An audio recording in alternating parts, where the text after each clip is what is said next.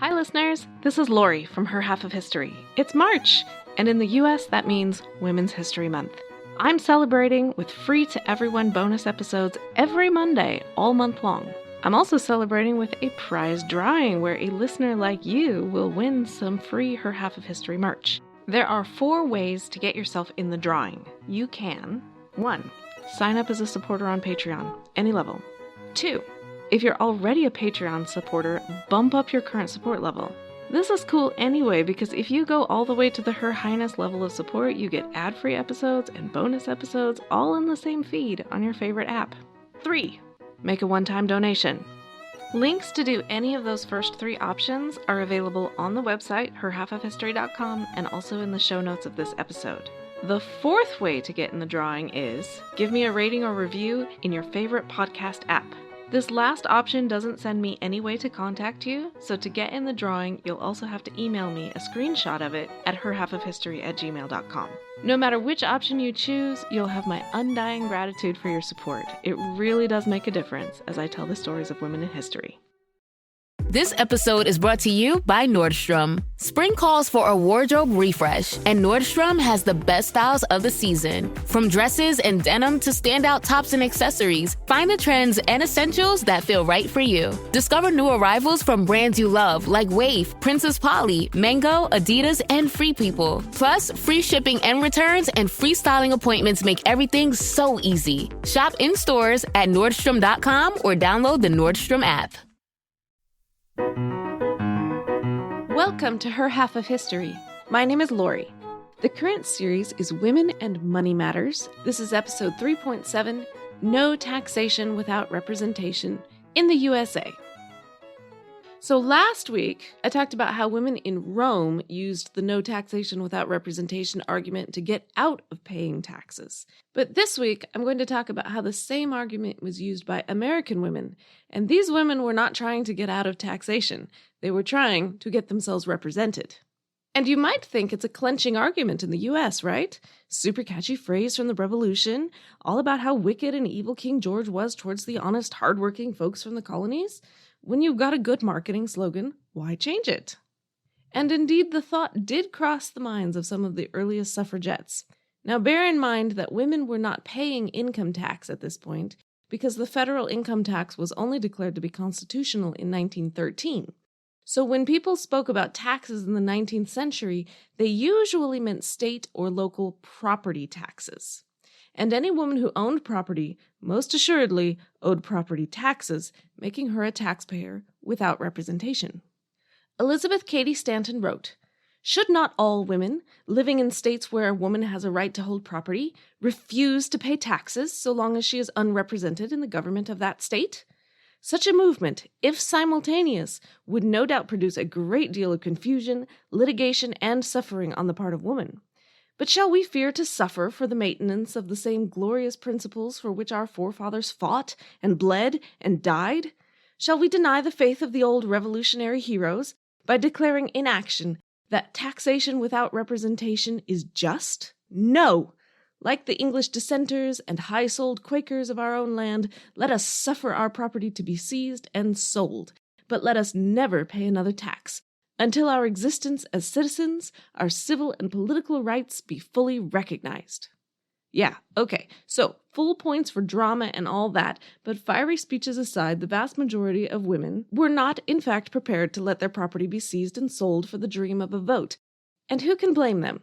It's not like there were a lot of other economic opportunities for women. That would be a seriously major sacrifice for a cause that often seemed doomed to failure anyway. So this part of the suffragette plan never really took off in a massive way, but it did take off in a few isolated cases. For example, Julia and Abby Smith were 2 sisters living in Glastonbury, Connecticut. They were educated. Julia published her own translation of the Bible. They had been involved in the abolitionist movement and later the women's suffrage movement in a somewhat minor way. But their battle against the Glastonbury tax collector did not begin until they were ages 81 and 76, respectively. They owned Kimberley Mansion, which just so happened to be the most expensive piece of real estate in town. In November 1873, the value of their property was assessed at $100 more valuable than previously. A quick survey of their neighbors revealed that 2 widows in town had also seen a rise in value, and hence a rise in taxes, but no property owned by a man had risen in value. I don't know if the Smith sisters knew enough statistics to know that correlation is not causation, but you have to admit the circumstances were suspicious, and the Smith sisters did not restrain their highly educated rhetoric. Said Abby, "The motto of our government is proclaim liberty to all the inhabitants of the land. And here, where liberty is so highly extolled and glorified by every man in it, 1/2 of the inhabitants are not put under her laws, but are ruled over by the other half, who can take all that they possess. How is liberty pleased with such worship? All we ask of the town is not to rule over them as they rule over us, but to be on an equality with them." That is to say, no taxation without representation. But the speech had no effect, so Julia and Abby put their heads together and decided they would not pay their property taxes. In response, the tax collector seized 7 of their cows. Newspapers took note. A defense fund was set up in their name, and indeed without even their knowledge or permission. They entertained reporters. Julia published a book. But when you take a deeper dive, you realize that the Smith sisters had some advantages that many women simply didn't have, like the funds to buy their own cows back at auction. At a financial loss, I'm sure, but they had the funds. Then their land was seized, which was a bigger hit. They won the subsequent lawsuit, but on a technicality, which didn't much help the larger cause of women's suffrage. The fact remained that many women wouldn't or couldn't take that route. The far more common approach to take was not tax refusal, but tax protest, by which I mean that they paid their taxes, but they attached a protest to it. One clever poet published her protest in a book called A Book of Rhymes for Suffrage Times, which included this little gem, which, I will point out, does not actually rhyme, but whatever. It goes like this. "Father, what is a legislature? A representative body elected by the people of the state. Are women people? No, my son. Criminals, lunatics, and women are not people. Do legislators legislate for nothing? Oh, no, they are paid a salary. By whom? By the people. Are women people? Of course, my son, just as much as men are." Right, so women are people when it's time to pay, but not so much when it's time to vote. So, the no taxation without representation argument was out there, but it really wasn't a linchpin in the general suffragette strategy, and the reason for that is that it's clever and catchy, but in fact it's not really a good argument. Here I am relying on Juliana Tutt of the Stanford Law Review for the logic of the argument and how it was used, both by supporters of votes for women and opponents of votes for women. The first premise is that taxes without representation is tyranny. The supporters had the Founding Fathers' word on this, but antis could counter that women were not the only group that was not represented. Minors and foreigners fell into the same camp, and no one was claiming that they should be able to vote. And indeed, the very Founding Fathers themselves obviously thought the argument had limits, because they didn't give the vote to women or to slaves or even to many white men, despite the fact that these people drank tea and used stamps and all the other products that King George and Parliament had been so eager to tax. So there's that appeal to authority smashed. Another premise was that large numbers of women were paying heavy taxes. Unfortunately, that argument was even more full of holes. As I said earlier, taxes usually meant property taxes, and most women didn't own property. Now, it's hard to feel too glad about that. There's a sexism problem there too, but the point remains, many of them weren't paying property taxes. Sure, there were tariffs, making the price of goods higher, but the whole point of tariffs was to make the tax invisible. People didn't feel like they were being taxed. Ergo, we don't need to give the vote to women because they aren't being taxed. Some jurisdictions, like Montana and Louisiana, did grant women taxpayers the right to vote on tax-related questions, and that was almost worse for the suffragettes because they didn't want piecemeal representation on isolated issues. They wanted universal representation for women, and the fact was that women were not universally taxed. So many suffragettes came out against the taxpayer suffrage, which suited the antis just fine, as many of them were waxing on about how taxpayer suffrage was a slippery slope That would lead to universal women's suffrage, which would obviously be the beginning of total anarchy, destruction of Western civilization and all that we hold dear, and so on.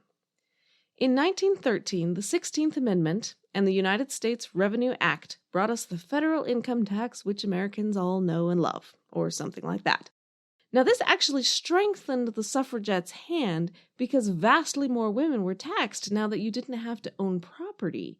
You only had to have a salary, which still left out huge numbers of women, I might add, but it added a hefty amount to the list of tax-paying women. And lo and behold, only 7 years later, suffragettes win and women get the vote. Note that I'm not saying that the income tax is responsible for that. There were a lot of other factors, but more women as tax-paying contributors did not hurt.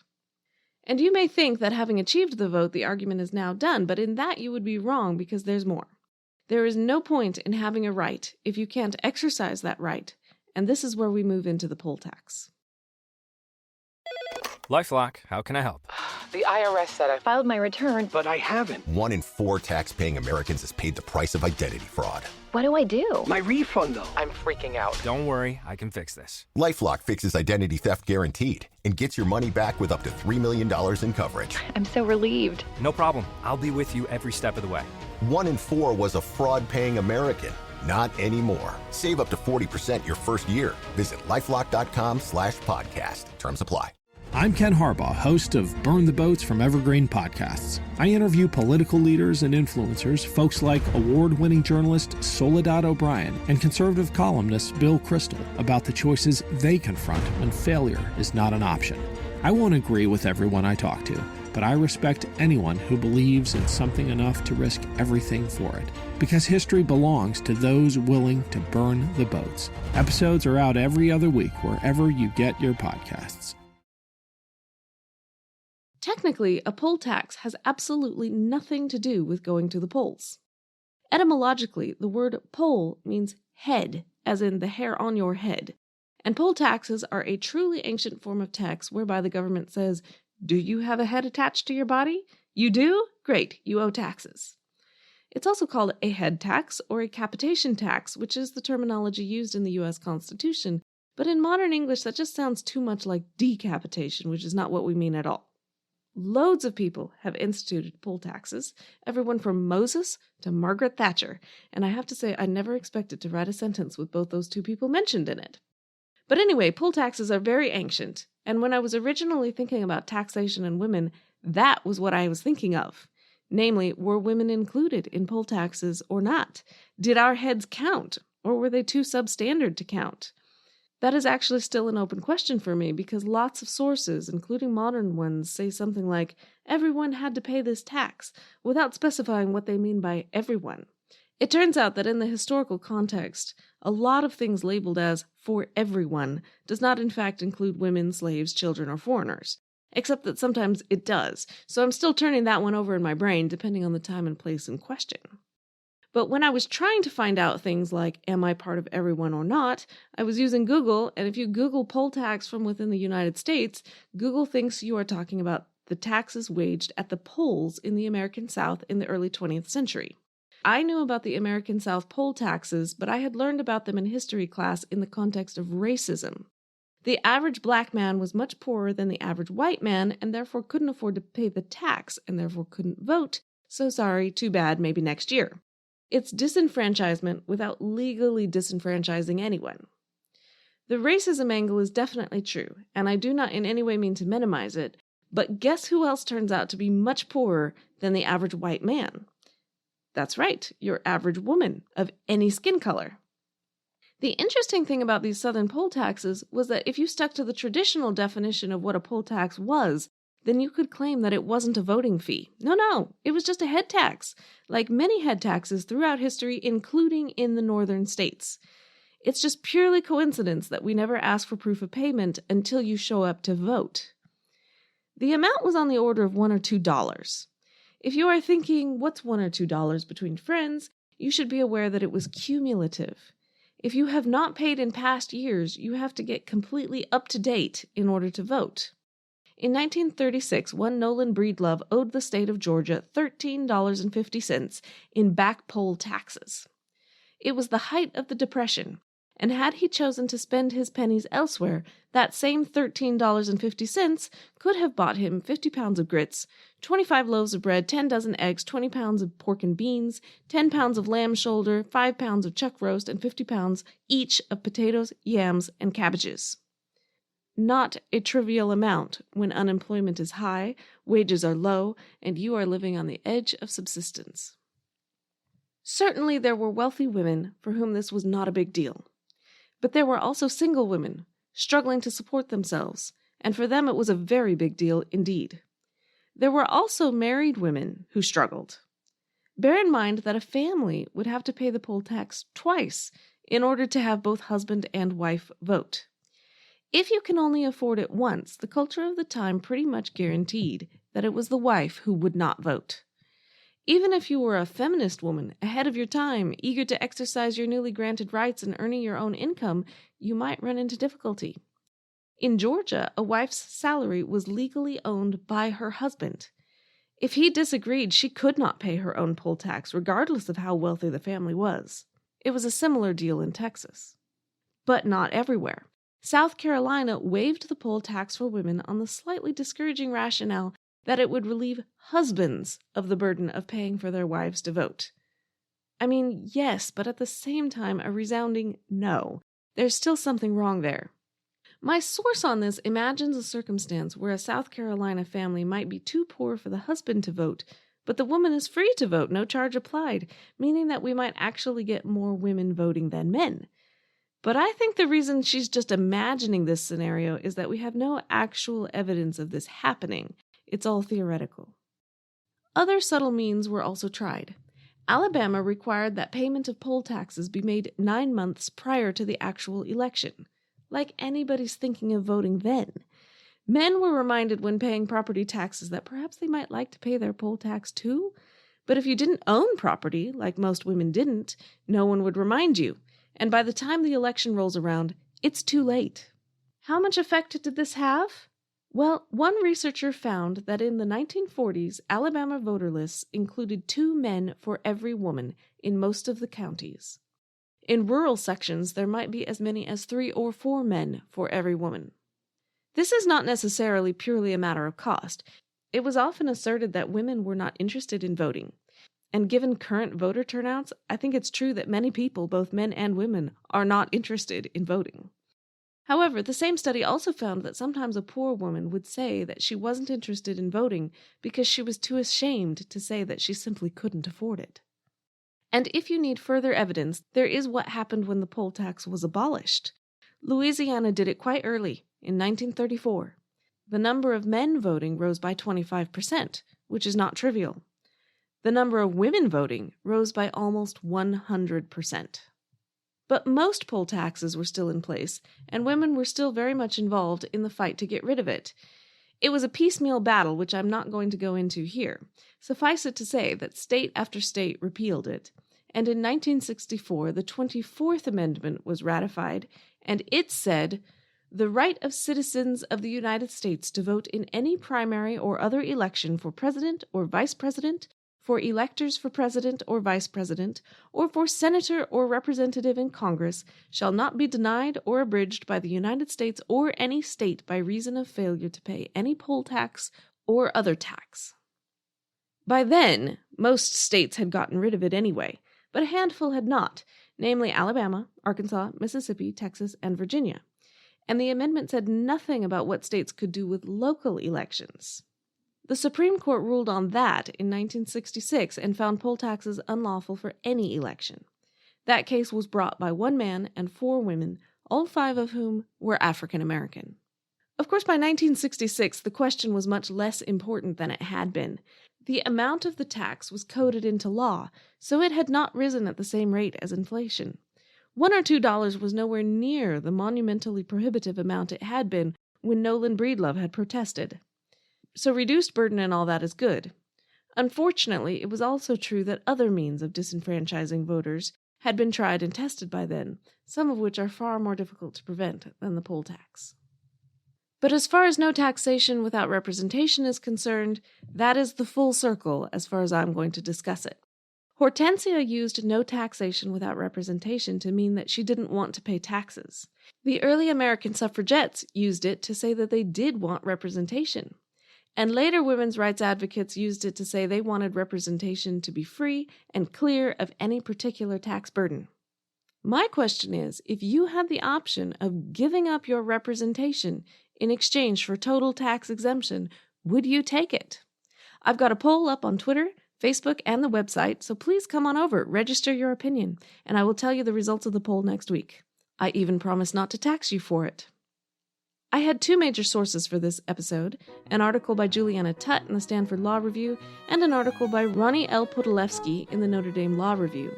I suspect these aren't publications you keep on your coffee table for casual reading, but there is a link to them on my website, herhalfofhistory.com. Even if you're not interested in the links, please come visit to vote in the poll, and come back next week to listen to Hetty Green, the Queen of Wall Street. Thanks!